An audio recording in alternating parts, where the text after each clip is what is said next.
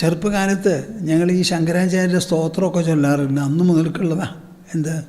ഭജഗോവിന്ദം. അതിൽ അദ്ദേഹം പറയാണ്, എല്ലാവിധത്തിലും ദോഷം ചെയ്യുന്നതാണ് സംഘം.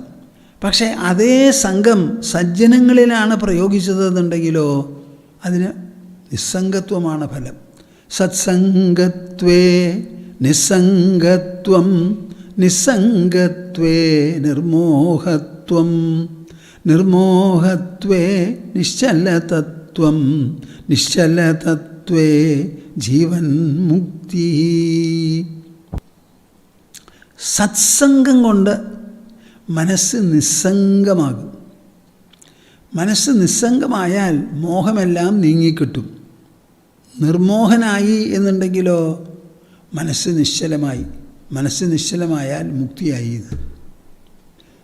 ഇതൊക്കെ എത്ര നന്നായിട്ട് പാടാൻ പറ്റുന്നറിയോ? എനിക്ക് ഭജഗോവിന്ദത്തിൽ ഏറ്റവും പിടിക്കുന്ന ഒരു വരിയുണ്ട്. ഞാനത് പലപ്പോഴും ഇങ്ങനെ ചെല്ലാറുണ്ട്. ചിലപ്പോൾ കുളിക്കുമ്പോഴാവും. കുളിച്ച് ബാത്റൂമിൽ നിന്ന് പുറത്ത് വന്നാൽ അപ്പോഴാണ് ഞാനിത് കൂടുതൽ ചൊല്ലുക. ഒരു ദിവസം ചൊല്ലി ചൊല്ലി ചൊല്ലി ചൊല്ലി മിനിറ്റുകൾ നീങ്ങി മണിക്കൂറായി ചൊല്ലിക്കൊണ്ടിരിക്കുക. ദിനയാമിന്യൗ സായം പ്രാതഃ ശിശിരവസന്തൗ പുനരായാതഃ കാലക്രീഡതി ഗച്ഛത്യായുഃ തദപി ന മുഞ്ചതി ആശാവായുഃ. ഭജ ഗോവിന്ദം ഭജ ഗോവിന്ദം ഭജ ഗോവിന്ദം മൂഢമതേ. എന്താ അതിനർത്ഥം? നമ്മളിങ്ങനെ ജീവിച്ചിരിക്കുമ്പോൾ, കണ്ണു മിഴിച്ചിരിക്കുമ്പോൾ തന്നെ ഓരോ യാമവും കഴിയണത് നമ്മൾ അറിയുന്നുണ്ടോ? ആ യാമങ്ങൾ കഴിഞ്ഞ് ദിനം കഴിഞ്ഞു, അത് കഴിഞ്ഞ് രാത്രിയായി, പിറ്റേ ദിവസം പറഞ്ഞു. ഋതുക്കൾ, ശിശിരം, വസന്തം എന്നൊക്കെ പറഞ്ഞിട്ട് ഗ്രീഷ്മം ഋതുക്കളുണ്ടല്ലോ, ഒക്കെ വന്നു.